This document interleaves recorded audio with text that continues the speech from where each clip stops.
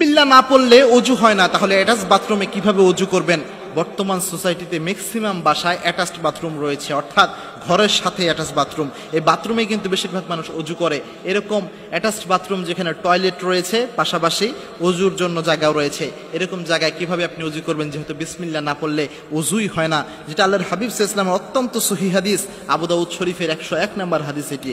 আল্লাহর হাবিব সাল্লাল্লাহু আলাইহি ওয়াসাল্লাম জানিয়েছেন, লা ওযু লিমান লাম ইয়াজকুর ইসমাল্লাহু তাআলা, যে ব্যক্তি অজুর শুরুতে বিসমিল্লাহ পড়ে না, ওই ব্যক্তির অজু আল্লাহ রাব্বুল আলামিন কবুল করে না। অজুর শুরুতে কেউ যদি বিসমিল্লাহ উচ্চারিত না করে, তার ওযুই আল্লাহ রাব্বুল আলামিন অ্যাকসেপ্ট করে না। তবে এই হাদিসটা নিয়ে অনেক অ্যানালাইসিস রয়েছে, যে ইমাম আবু হানিফা সহ কিছু আলেমরা বলেছেন যে এখানে অজু হয় না বলতে আল্লাহর হাবিব বুঝিয়েছেন যে তার অজু বিশুদ্ধ হয় না, মানে অজুর হক আদায় হয় না, তবে এই অজু দিয়ে নামাজ পড়লে নামাজ হয়ে যাবে।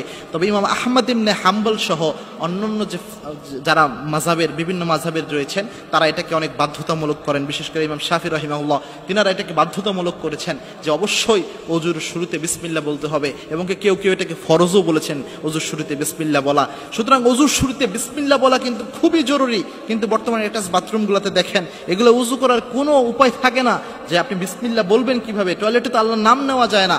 এই ক্ষেত্রে আলেমরা 3টি ইনস্ট্রাকশন দিয়ে থাকেন, 3টি সমাধান দিয়ে থাকেন। এই 3টির যে কোনো একটি করলে আপনার অজু হয়ে যাবে ইনশাল্লাহ। তার মধ্যে নাম্বার 1 যে ইনস্ট্রাকশনটা, এটা খুব সহজ এবং সবচেয়ে সুন্দর, সেটা হচ্ছে আমাদের সবার বাসায় যাদের অ্যাটাচ বাথরুম রয়েছে, ম্যাক্সিমাম মানুষের বাসায় কিন্তু বেসিন থাকে। এই বেসিনে প্রথমে আপনি বিসমিল্লাহ বলে আপনি অজু শুরু করবেন, অর্থাৎ কুলি করবেন, নাকে পানি দিবেন, হাত ধুবেন, এগুলো বেসিনে করে ফেলবেন। এরপরে মাথা মাসি শেষে পা ধোয়ার জন্য আপনি বাথরুমে দোয়া পরে বাথরুমে প্রবেশ করে পা ধুয়ে আপনার অজু সমাপ্ত করলেন। এরপরে বাথরুম থেকে বের হয়ে অজুর যে দোয়া রয়েছে এই দোয়াটা আপনি করবেন। এটা হচ্ছে 1 নাম্বার। 2 নাম্বার যে পদ্ধতিটা রয়েছে, যেটা করলে এইভাবে আপনি অজু করলেও আপনার অজু হক আদায় হয়ে যাবে, সেটা হচ্ছে টয়লেটের মধ্যে যে আপনার বাথরুম রয়েছে, টয়লেট, এটাকে একটু আলাদা কাপড় বা একটা আলাদা পর্দার ব্যবস্থা করে দেন, এবং অজুর জায়গাটাকে একটু আলাদা করেন। একটা এখন অনেক প্লাস্টিকের পর্দার মতো পাওয়া যায়, এটা যদি আপনি টয়লেটে দিয়ে দিতে পারেন, তাহলে একটা আলাদা একটা পার্ট হয়ে গেল, এটা একটা আলাদা পার্ট হলো। এরকম হলে 100% আপনার অজুর কোনো সমস্যা হবে না, এবং আপনি ওই জায়গায় বিসমিল্লাহ বলতে পারবেন, জোরে সোরেই বলতে পারবেন, কোনো সমস্যা নাই। তখন টয়লেটটা একদম আলাদা হয়ে যায়। এটা হচ্ছে 2 নম্বর প্রসেস। এই 2টার একটাও যদি আপনি করতে না পারেন, তবে আলেমরা এই ক্ষেত্রে আলেমরা বলেছে যে আপনি যখন অজু করতে বাথরুমে প্রবেশ করবেন, বাথরুমের দোয়া পরেই প্রবেশ করলেন, আপনি ওই সময় মুখে উচ্চারিত করে বিসমিল্লাহ বলবেন না, আপনি মনে মনে বিসমিল্লাহ বলেন, অর্থাৎ অন্তরের মধ্যে আপনি বিসমিল্লাহ বলে আপনি অজু শুরু করেন।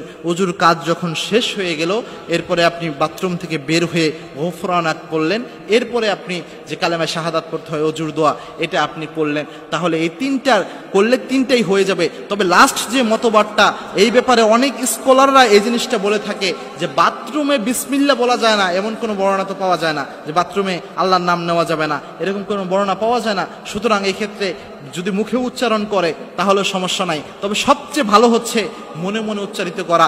আর এইটার চেয়ে সবচেয়ে ভালো হচ্ছে প্রথম যে 2টা, যে আপনি বেসিনে অজু শুরু করে পা ধুবেন যে হচ্ছে আপনি বাথরুমে, এটা হচ্ছে 1 নাম্বার, এটা সবচেয়ে উত্তম। 2 নাম্বার হচ্ছে আপনার টয়লেটের ভিতরে বাথরুমের মধ্যে 2টা পার্ট করে দিবেন পর্দা। এই 2টা যদি আপনি করতে পারেন, এটা সবচেয়ে ভালো। আল্লাহ রাব্বুল আলামিন আমাদের এই আমল করার তৌফিক দান করুন, আল্লাহুম্মা আমিন।